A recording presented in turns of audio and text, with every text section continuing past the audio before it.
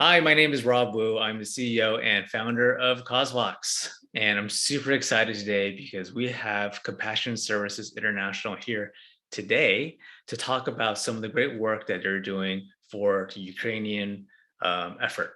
Now, as well as they're using CauseVox for a whole bunch of other things too. So there's going to be a ton of fundraising insights to share. I'm really excited to dive deeper with Cylinda. So, Cylinda, could you introduce yourself to our audience today?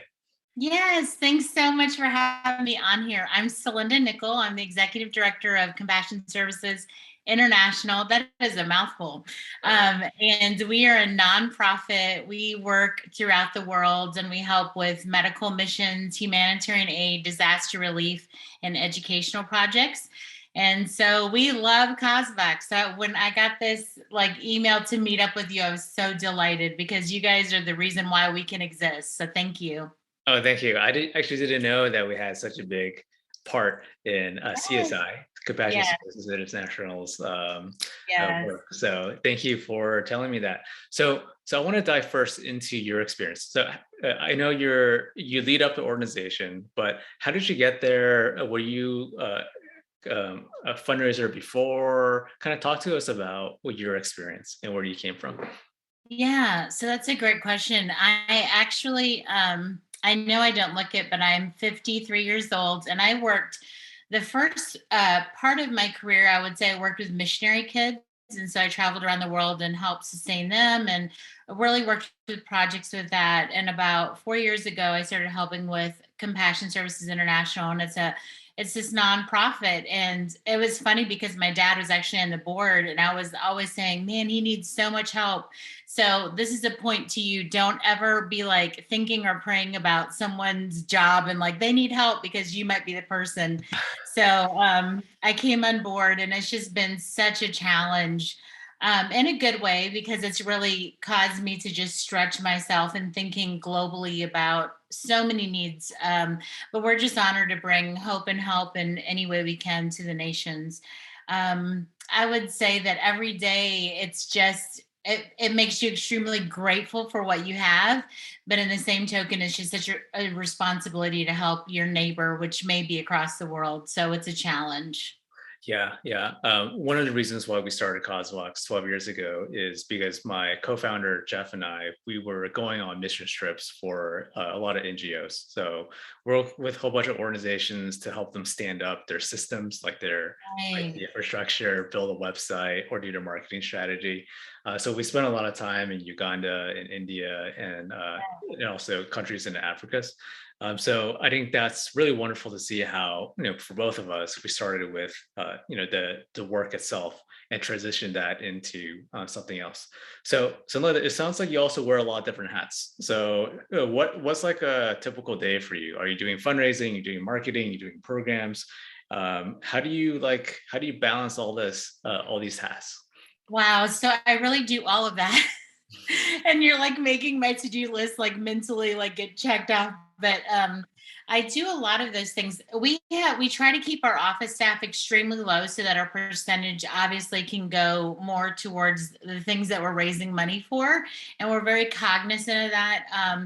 And so because of that, we have a lot of volunteers, but a lot of you probably know if you're an entrepreneur that volunteer staff makes your day actually a lot longer because you're trying to teach people and grow people. But the great thing is not to bring it back about CauseVox, but as far as our giving portal, that side of it is just to me very easy and self-sustainable because I can point them to making a campaign and then they really can kind of follow through on their own. I don't have to just go through every step with them. So to me, that's been amazing. My day is kind of right now, my day is just really structured with what is in my face. I do have a to-do list and I try to follow that. But, when you have people that are stuck and they can't get out and just depending upon what's happened, that's kind of what I react to. So, Mhm. and I used to be really, really good about closing the door, quit working. But again, the past month has been a little crazy. But the typical day, I tell myself just stop because it really does start the next day. Yeah, yeah. It's I think that I found that too, where especially for the past 2 years, where just working from home, you tend to be working all the time. So, Yes.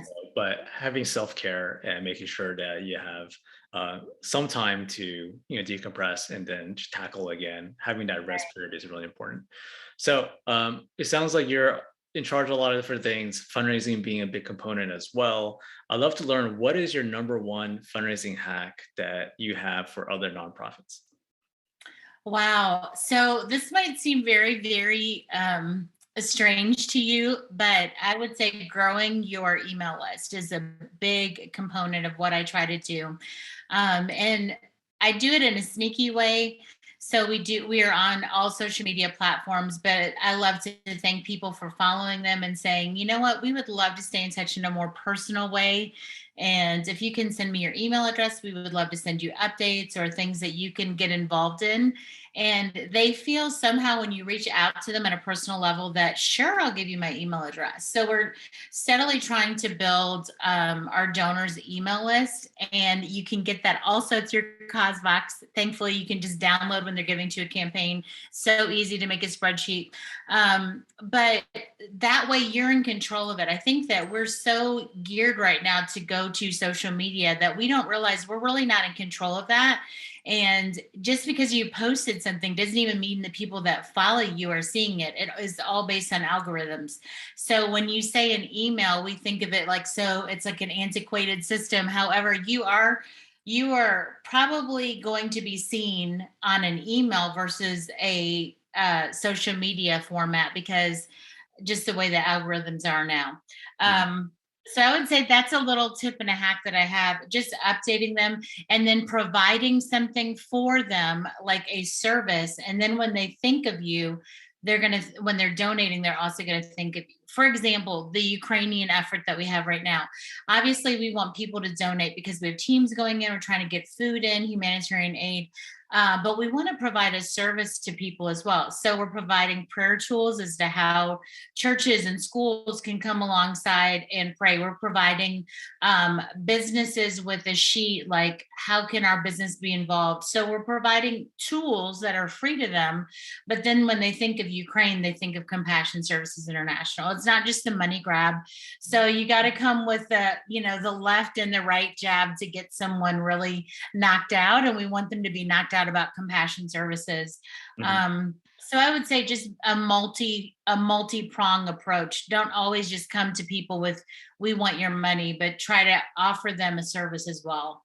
Mhm. Yeah, I really like that. I think when you mention offering them a service, it's you're basically providing them some type of value of that they Right. take away, and that helps the donor.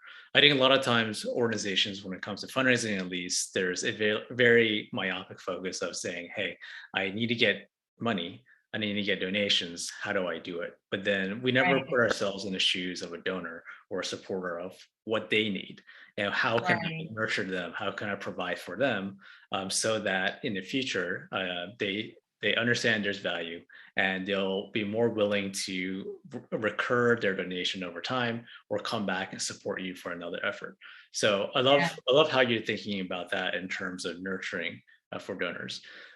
Now moving back to, I think, your number one tip, which is about email list.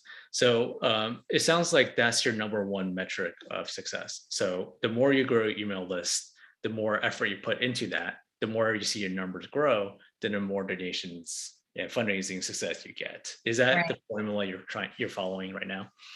Yes, we are trying to. So I'll tell you the easy thing, and obviously we post on all social media formats daily. But again, going in that next level, thank you so much for following us. We would love to keep in touch. What is your email address? What is a good email address? Do you want to share some friends' email address? And so just reaching out to them in a private message. And the other thing that we do is that everybody that likes a social media post, we go and invite them to our page. Mm. So we've seen our social media grow by the thousands, since I've come on board. But it's just really a matter of going through all your posts and then going and inviting them to like the page, because it could be that it was shared and they don't like you, or they don't know who you are. But that's another thing that people don't think about as well. Just because they see a post doesn't mean that they follow you. Mhm. So I think you just have to kind of stay on it. And it's something that, unfortunately, in the middle of the night, you'll wake up and you're like, oh, we need to do that. And it's just really putting yourself in that consumer's shoes and saying, what would you like to know about whatever the project is if you were a person that knew nothing about it? Yeah, So, I love that where what you mentioned of putting yourself in the consumer shoes, because then that's really taking more of a marketing approach towards raising awareness about the organization as well as fundraising, where right, you're using this hack where you're posting a lot on social, and then you're going into every post and then inviting folks who have liked that post that maybe someone else shared in order to drive additional numbers to your social handles, and then right, you're tacking on a call to action to ask for an email to grow your list. right. So it sounds like a really great cycle you're following in order to grow your social media presence as well as your fundraising results. So I love that. Yeah. And I find too that you're going to be interested as whatever you use for your platform as far as emails, but you're going to be very interested to see your open and click rates. And those will also grow to me as you again provide them with a service. It's not just about the grab and asking for the money, but providing them with tools because everybody wants something for free, like, hey, click on here for a free seminar. That's why CauseVox is so great because you guys have got so many seminars. You're constantly, the thing that I love, and not to do your own promo for you, however, anytime you have a problem you can go on there and there's all the information below, but then you can ask a question and someone is back with you immediately. And I love that because I have a lot of questions and a lot of times I'm thinking about so many things, but you guys take the time to respond, get back to us, and then we can better ourselves, and then usually we don't have to ask you the same question twice, but I hope we don't. But yeah, I think just being very active in a donor's life as a fundraiser, that is something that we have to do. We have to know those are people that are working hard for their money, and everything out there is just getting more and more expensive. So when they choose you as a company to give their hard-earned money to, you really have to just honor them as a donor. And I think that's a big part of it. Yeah, yeah. I mean, that's how we treat our customers too, where how I see CauseVox and our users and our nonprofits is that I want to take this very Main Street approach, where I'm a local hardware shop on Main Street. I'm not some big box Walmart or Target. So I Right. want to make sure that everyone who steps into my door has a great experience and leaves with a great experience. So I think Right. that's really important when we look at donors as well, where I go around and we have a lot of organizations we work with, and I go down the line and I make donations on random campaign sites because I'm like, oh, hey, you guys are local or you guys are doing some great work. Let me just make a donation to you. I would say 90% of the time, nobody ever thanks me for the donation. Um, Wow. which is surprising to me, but it is what it is. But I think from Compassion Services International side, it sounds like you really care about the donor experience, like what they're getting. And I did see this on your website too. So I want to share this with our audience where I'm on your website here. And I think one of the interesting things is that you have a few different things when we talk about what you're giving to nonprofits, sorry, what you're giving to donors. Where do people find it? So I think it's right here where for your donors, they have different resources here. So they have like prayer partners and some interactive guides. I did Right. see like a kids coloring book as well, that kind of stuff. So these are some resources where you're able to step into the shoes of a potential donor or a donor, and then offer them some resources that help them see see the value of some of the work that you're doing. Right. Yeah. Yeah, and I think that, like I was saying before, once you're adding to them the value, like we have a kids coloring sheet. So, I mean, how many times do your kids drive you crazy? They want something to do. So this is a way that they can pray for the kids of Ukraine, color it, and it's bringing awareness to what's going on around the world right now. So again, that didn't really cost us anything. We talked to one of our designers, we put it on the website, but then our donors, when they think of someone that's aware of what's going on in the Ukraine crisis, they're going to come back to us. So that increases that relationship again. Mhm. Yeah, well, not only does it really benefit the donor, but also this is something they can share with other families too, which helps raise the profile of CSM. Right. So I love that. Right. Let's talk about your fundraising. So I know you mentioned earlier on a few minutes ago that having an easy giving portal so that volunteers can go in there and set it up is really important because it saves you a bunch of time. I have some examples of what you're doing. Let's just start off with this Ukrainian relief effort that you're doing. Can you talk to us about what is this, what are you trying to accomplish, and how you use this campaign site so far? Yeah, so we have teams that go into Ukraine and we have our partners that are there. So we have taken them in cash for supplies that they need locally. And then also, and that money is actually used to take out people. They have to pay people to take out refugees within the country to get them out of the borders. And then we go in and bring supplies in from other nations. So every dollar that's given is really strengthening the people of Ukraine, whether it be in Romania or Poland or, Estonia, different nation. And so what I love about this is that there's two things. One, you can see the amount that's raised. So you have 380 donors, and that's just the beginning of what's going to happen. I really feel like we're going to get more. But then I also love where it says updates right underneath the about area where it says about it and then updates. You can go in when you are creating any kind of a donation campaign, you can have them click on there. And then actually, what it does is it takes them to our Facebook page so they can get the latest update. And we're not right now, we don't have the time to necessarily go in and type in daily like updates, so they can click on there on the white portion where it says Compassion Services International, and it takes them to our Facebook page, and then they see our daily updates on there. So I love that. And I love the fact that it makes you again accountable with their funds. They don't want to feel like that money is just going and sitting in our office. They realize we've had 4 teams to go out and we're helping constantly. So I like that. And then the other thing is they can put notes to the donors when they are making their donations. They can put notes that go actually, and the people that we work with in Ukraine, they can go and see, oh, look, there's da da da da, and they've given towards this. Judy is praying for us for God to protect. So I love the fact that you guys offer that because of the fact that they can see it's a personalized message to them from the donor. And so that's really neat as well. It becomes like a donor wall, so to speak. So that's really cool. And a lot of people, they just want to do it anonymously. That's fine.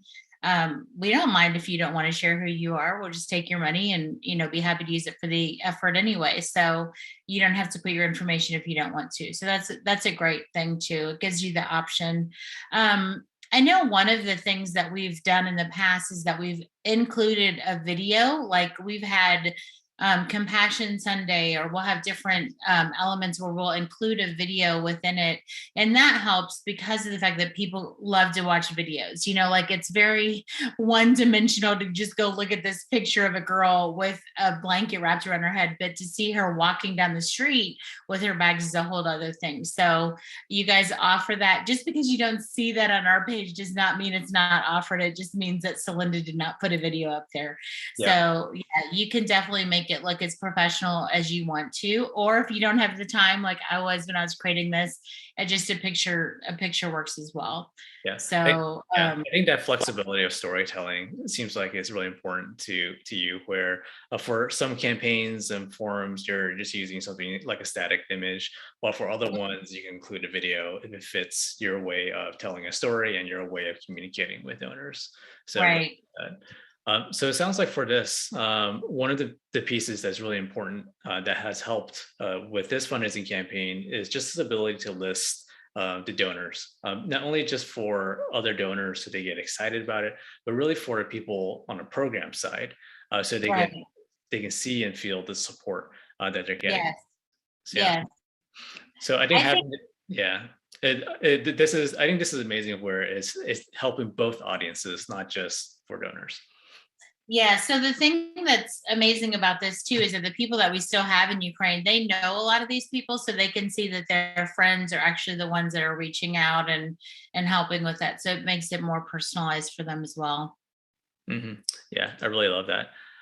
So for folks who want to help support the Ukrainian effort, what can they do in order to find out more information about this, or where can they go in order to make a donation? So you can go to compassionservices.org, and right there where it has the button that says donate to Ukraine today, if you scroll up there, you go donate to Ukraine today, or where it says this fund, they can definitely do that. The other thing that's very interesting is that number 2 on there is send us your voice memos and video clips of your school, church, or small group praying for the people. That sounds very weird to us or very foreign, but it's something that really has been strengthening the people of Ukraine.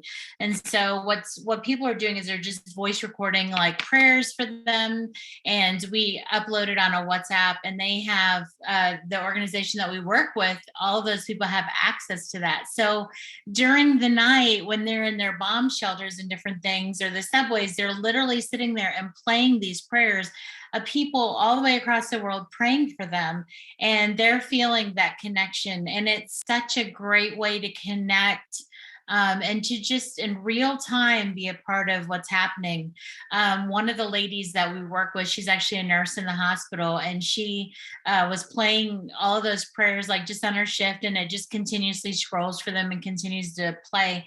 And she was off the one day, and they called her and they said, we need you and the prayers to come back in, because the people are calm when there's prayers that are going out, and when they're not going out, they're getting very excited and just emotional. So there's ways that you can help people in an out of the box thinking. And so that's what we want to do. It's not just about, again, grabbing money from people. And I think that if you work with a startup, you need to think about that. Like, what can we do that people can get involved with our organization that's not just going to be about a monetary thing? And then also, what can we do that's strengthening them as a family or as a unit, to make them better people, just because they've attached themselves to your organization. So it's not just about, monetary, but it's also about building people and growing people.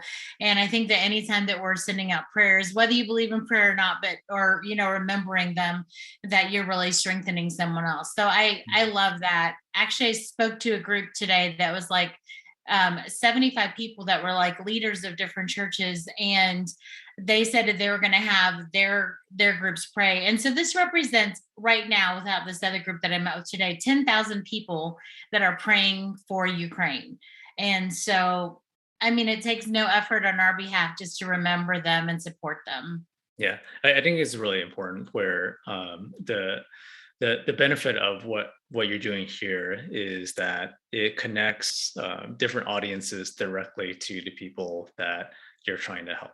So and Yeah. vice versa as well, where there's this personal connection. And we also saw this too in your campaign site that we just went to, where you mentioned that for the folks with the commenting of the donations, it provides this direct connection. So I Right. think for our audience, when we think about fundraising, is if there's a way to go outside of the box of saying, of figuring out a way to connect either a donor or potential donor or just a general supporter directly to the program side, the impact side, then that's the kind of the golden moment and the beauty Right. that can happen when we kind of bridge those two things together. So I Yeah, really love and I think that what we have to remember too is that this is not just a one-dimensional thing. It's a multifaceted. So you've got to think about when someone gives that money, they want to feel that they're doing something good out of it. So what story at that point can you add to their library of stories that brings about that feeling that they're looking for to get from that?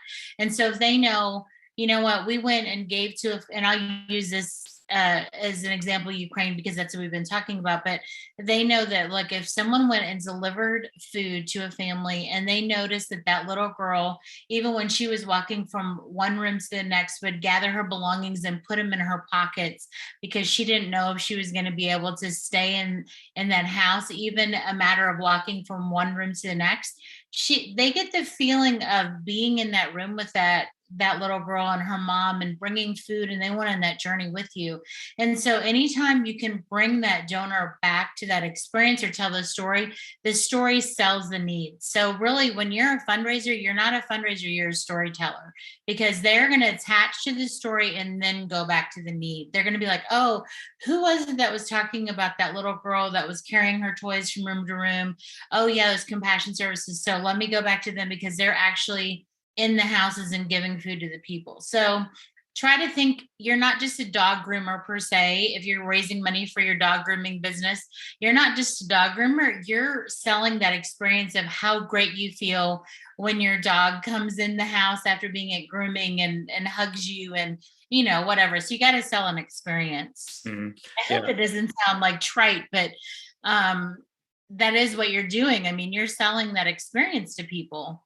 Yeah, well, I think the benefit of that and the importance of that is that you're actually thinking about what donors need. And I think the more you're able to put yourselves in the shoes of a donor, and then the more successful you'll be as a fundraiser. I think one of the pieces that I really liked over here is that as you're directing folks to this campaign site by CauseVox, there's always a donate button where when someone feels compelled to, they can go in, select from predefined amounts, 200, 300, $500, and then go on with making a donation very easily and very quickly. Um, Right. So thank you for filling that out. Did you choose 500? That is so kind of you. Like, yeah, I nice. did. Well, yeah, I think one of the pieces that I like too, which I don't think that a lot of nonprofits do enough on, is setting high tier reference points that people can select from. So what you don't want to do is just say, "Hey, let me just ask for $25," when Yeah. you can ask for 250 or $500. So I have a question. For your donation tiers, these amounts, like how did you select them? What was the thought process of creating these? So there's actually psychology behind it. 500 is these are different price points based on if you're working for an organization, a self donor, or a family. And so that's just research. 500 is usually what a church will give or an organization or a business. It's a tax write off. And then the 300 is a unit, like families coming together, and 200 is a personal donation. And that's kind of the sweet spot from what we've been able to research and find out from people. And then obviously we realize that there's people that are going to be on, incomes that they're not going to be able to do that. That's why we want to put the other and let them, if they give $20, they're going to get an email from us stating, hey, we moved at the speed of your generosity and you allowed us to help someone. And so we want all donations to feel like they are great. I mean, we couldn't do it without them. So then I love the fact too that you can add the tip, and it's amazing how many people want to add that. And we find that if it's more than 3%, they will not add it. So that's why we say at 3%. I mean, it's kind of like, again, it's like the sweet spot for people. But yeah, people are like, yeah, I can add $6 to $200 donation. So I Yeah. actually hope I did that right, because I married an engineer and I am not mathy at all. So if that's wrong, you just correct me. Yeah, $6 is right. So Okay. A plus. So Yeah. it sounds like what you've done is you looked at some of your data as well as you split up your donor demographics and then into three different buckets. And from Yeah. those three different buckets, you had three different reference points as a recommended donation tier. So I think that's really important. Where it's really good to look inside first, see what data you have and who are your potential donors, and then formulate these donation tiers based on that. I'm curious, just rough swag. What is your average donation for this campaign, if you can share? Yeah. So again, if it's a personal donation, it's usually about $200. If it's a church, it's 500 or 1,000. And just like off the wall ones would be the three. So we don't get a lot of the 300. We get a lot of the 2 and the 500. And then you really do get a lot of people that want to, just in their head, they say they only have $100 this month that they want to give to charitable, means, and so they do that. So we get a lot of hundreds, but I did not put 100 on there because that's easy to do. I want to stretch someone. And another thing that we'll do too is if we're doing like an outreach for West Africa, where we know that you can feed a family of 5 for a month, we try to put on those tiers. Those tiers are very powerful if you know how many people you can feed for a month with a certain amount. So to me, the more information you can give, the more likely you are to have people buy into that. Mhm. So if you know that you can feed a family for a certain length of time for this amount, they're going to feel good about themselves. Like, are you kidding? We fed a family in Africa for a month for this. So again, putting the donor in your mind as you create things, not yourself. You know too much about your business that your donor knows nothing. Yeah, I just want to share this real fast because I think your point about having a description in the donation amount is really important. This isn't one of your donation forms, it's just an example since I could reference it really quickly, where you can have a donation amount and then you can have a description so that ties directly to what kind of impact that Yes. will And have. that's so, to me, that is so important. If you can have the statistics on that and go into that, that people want to know, and they want to know how many people that they fed. That's right. And one of the things that I think could be interesting for you too is that on our new donation form, which you're not currently using, but it is available if you want to transition to it, is that we also do have a pledge option. So I think this would be really great for either some of the bigger folks or some of the individual donors, where it's like, hey, I can't give 200 or 300 or 500, but maybe I want to give 10,000, or maybe I can only give 200, but over the course of a year, then they can punch in a donation amount, and that'll be their $1,000 pledge, for example, and it breaks it up into yearly payments or monthly payments that fit whatever budget that they have. So this could I be, love that. Yeah, I love that. Or they know, tax time is another thing that I will tell you as a tip, is that you have got to hit people again with your email list like, hey, I know that you, hopefully like us, you've gotten a real good tax, da, da, da, da. And then what can they do with that? Let's think about giving charitably during this time. So um have a personality when you write emails. Don't be so one dimensional. Like, think of talking to your best friend and how would you sell something to them and come across that way. Emails are better conversational, and your taglines have to grab the attention. And also use emojis in your taglines. They need to be short, concise, and use emojis. yep, yep. I think that makes it more personal, and also it Yes. shows up better when someone's scanning through all the subject lines. Uh, Yes. so, and it sounds like kind of putting yourself as in you're just talking to one person and writing that email out versus creating like this grand newsletter that goes out to Yeah. 10,000 people is a Which better. no one reads that. No one likes those. Sorry if you're doing it, but people don't like it. Yeah. Um, I also saw that something that's interesting too is that you do have recurring giving built into your CauseVox donation forms. Let's see, here's one that's become a monthly a CSI partner. What's your strategy behind this CauseVox donation form? And if you can kind of talk to us about some of the things over here.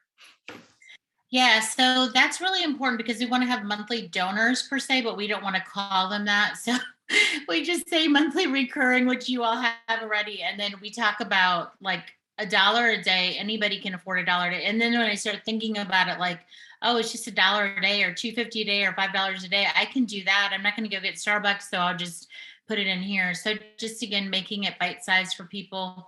And what are they going to be thinking when they're making that pledge to you? But we do have, our goal last year was to upsell our monthly donors, and we did do that. We really need to get on it again this year, but that's what your gravy is. You can't wait for another, national disaster or international disaster. You need to have a monthly recurring pledges, and so that's important. Mhm. So when do you send potential people on your email list or potential donors this form? Is it after they become a donor, then after a certain time, then you'll have a different CauseVox form that you send them to the call to action to become a monthly partner? You How know, does it go?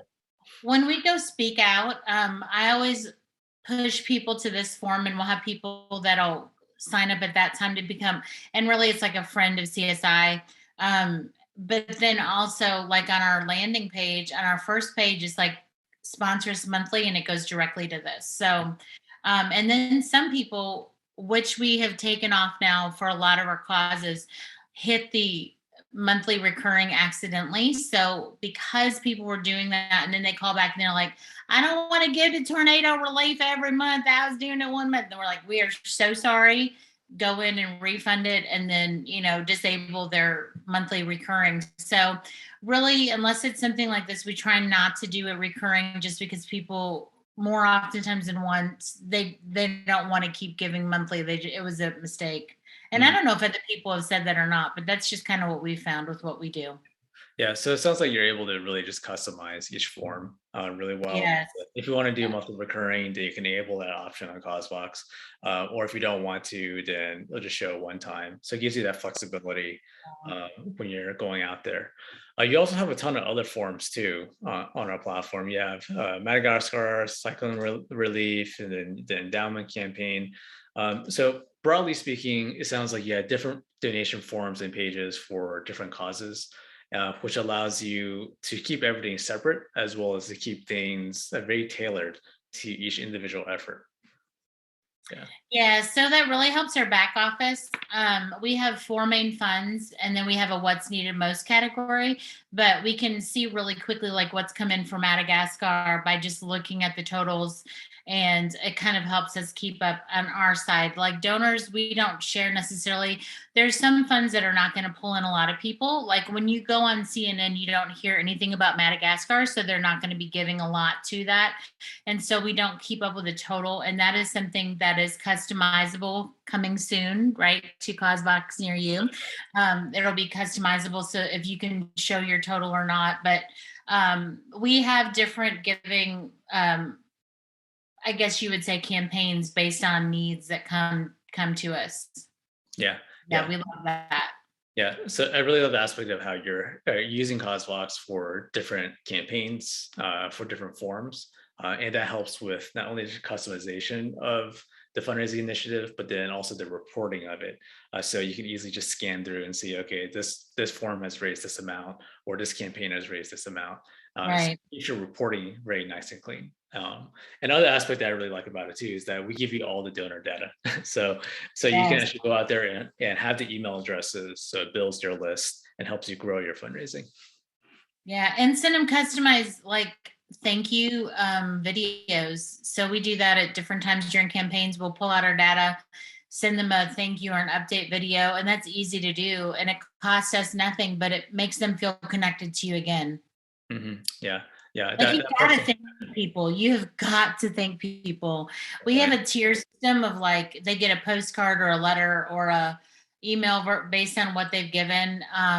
But people don't want an we were doing postcards every month, and then they're like, "You're wasting my donation money by sending me a postcard." And then we're like, "Ah, we are. I'm so sorry." Even though those were all donated, like the postcards are donated and the postage is donated, but still, you don't want people to ever think that. But you've got to be so thankful that they're choosing you to give their money to. Yeah, yeah. Well, I think the important part of this is that spending a lot of time in nurturing your donors and thanking your donors pays outsized dividends than a lot of other fundraising activities. So that's Yeah. something really important to think about and to carve out the time of day to do. Um, Now, we went over a ton of donation forms, your Ukraine relief effort campaign. I'm curious to see what is your number one fundraising pet peeve? Let's think about kind of external. What's your number one fundraising pet peeve that you see other nonprofits doing? And what would you recommend to help solve that? Oh, I think just platform, like, again, thinking. I've heard so many different nonprofits say, I put it out there on Facebook or I put it out there on social media so people should know about it. And you've heard me already say that just because you put something out there doesn't mean people are going to see it or know about it. So that's a huge pet peeve of mine. And then I think also just not being grateful or appreciative of people that have donated, and then people donate and then they never hear from you again, like a thank you or a follow-up or anything like that. And I know that when I donate to different nonprofits, I want to hear back from them at least a thank you. And so that's a pet peeve. As far as fundraising myself, ooh, I can put so much effort sometimes on a campaign and then it's seen by like one person. That is like drives me crazy. I'm like, this is gonna go, people are gonna love it. And then there's like crickets. Right. So you can't always read your crowd, in other words. Like, yeah, Right. you're very passionate, but no one else is. Right. Well, I think it's important to see to try things. Even if you build something, you try something new, you going out there and folks don't respond to it. I think that's a learning experience that allows you to adjust. So you next time you're putting your efforts into something that may be a little bit more productive. Yeah. Even, and I would love for every one of us to be perfect in terms of our execution and our Oh writing gosh. averages, but no, it's generally speaking, as long as you're hitting the ball more than not, then I see that as a win. So Yeah. it sounds like pet peeve. I feel like your pet peeves have very similar pet peeves to mine. I have a long list of pet peeves. I don't know which one is number one, but definitely not hearing back from an organization, whether it's a thank you or whether it's just like an update on impact and programs. I think that's something to really think about, to make sure that every organization is doing that. And also just setting the right expectations where social media isn't a silver bullet. You have to have some type of marketing formula or marketing process. And for you, for CSI, I love it where it's very simple in terms of what the process is. It's all about growing emails and making sure that even if you're engaging folks on social, you're getting their email address. And even if you're getting donations, then you're reaching out to them via email to thank them. So I love how that's very comprehensive, but also very simple, where it's not too complex and not too clunky. So I love that. Right. So Linda, before we close, anything else that you want to share about fundraising or fundraising hacks or CauseVox? Would love to hear. Oh gosh. Well, I just think that we couldn't do what we do without you all. And I'm so appreciative of the service that you all offer. And I think that you probably think that you just started this and that you were going to help a person or two, but really your reach is just across the world. Cause I look at all the places that we touch, and on a globe, it's pretty vast. And you guys are a part of that. So I don't know that you knew that when you started this up and you had this vision for helping and coming alongside companies, but I'm just very appreciative of you and just the great tool that you offer us, because we couldn't do this without you. So I'm just appreciative. As far as like a hack, I would just say always show gratitude and just um show personality and gratitude, because that's what people want. They just want to be thanked. And so yeah, go bring help to the world. That's what I try to do every day. Right. Well, thank you on that. I think the perspective on um, having the personality, I think is really important. Because that offers you something that other organizations don't, and that's something that also helps potential donors uh, keep reminded and of you, as well as it keeps it memorable in terms of the experiences that they're receiving. In terms of CauseVox, at least, I think that yes, we wanted to come alongside a lot of organizations because we saw it as a way to scale impact, but we never found a good way to actually understand the impact that we're having. So hearing kind of this story from you is very important, because it helps us tie our efforts to some type of broader impact that we're having here Yeah. across the world. Yeah. So, I Yeah. mean, you're like in West Africa. I'm just thinking about this month alone. You guys have brought literacy to West Africa. You've helped prisoners in Togo. You've helped people in Sudan and Kenya. You've reached out in Japan. You've helped people in Europe. I look at Dominican Republic, Haiti. I could just list all the nations across the world that you've helped just this month alone. So I think that when we start something, or when we feel to do something, maybe in our head it's just a smaller version, but it's just so multiplied because we're using what we're really good at and it's helping others. So thank you all for coming alongside us and allowing us to do what we're supposed to do. Yeah, well, thank you for that. It's great to hear. I think that we're interested in helping you all magnify your impact and raise awareness about CSI. So, where can other folks who are listening in or watching this video learn more about what you do, and how can they support you? Yeah, so you can go on compassionservices.org, and you showed the website several times. Actually, if you really love developing websites, you can just call me. I will give you like my personal cell phone number because our website is so bad.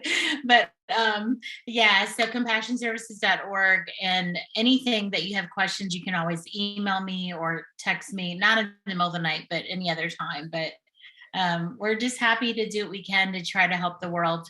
I will tell you this real quickly. So I had a brain aneurysm. I was, like I said, helping missionary kids, had a brain aneurysm going on 5 years ago. was in ICU on a ventilator for 2 months, not expected to live. People from all over the world, because of what I did in my job before, just all came together. We're standing with my family in prayer. And when I woke up from this, when I woke up, from the coma and everything, I really felt just grateful that I was alive. And I really questioned, why am I even here? Why am I alive? And the only thing I kept coming back to was because I've got to help other people and make their journey better. And so whatever you're doing today, I just want to say you've got to help other people make people's journey better. And that's really what we're here on earth for. So um I just thank you because you guys are doing that every day. We couldn't do what we do without you. So thank you for taking the time and us to get to speak to you today. It was a pleasure. Well, I think likewise too. We don't hear enough about the impact that our customers and nonprofits are doing. So it's always great to hear like the success in their work, as well as the purpose too, and what drives them. Yeah, Because a lot of times, and you know this too, it's doing good work and creating impact isn't always easy. It's great to right. see the end results and see the wins, but there are a lot of losses along the way, and it can be demotivating. So it's always great to just revisit the purpose, the passion, as well as the impact that everyone is having, so we can celebrate together, but then That's continue on right. with the journey together. So I love that. So Yes. thank you so much for the time today, Celinda. Oh, you're welcome.